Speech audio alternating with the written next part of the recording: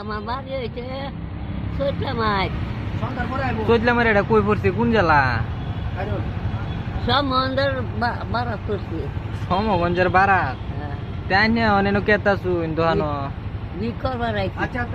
এই বয়সে ভিক্ষা, কারণ আন্য তো এই বয়সে বাড়ি তার কথা আমি কেতাম পুলাহানো নাই না।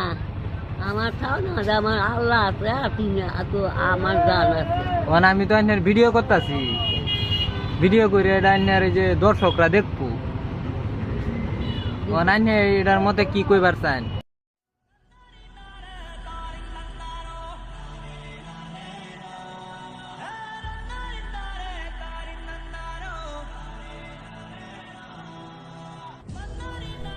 এতক্ষণ তো তার কষ্টের কথাগুলো শুনলেন, এখন কি তার কাজ করার বা পথ আটার সময়?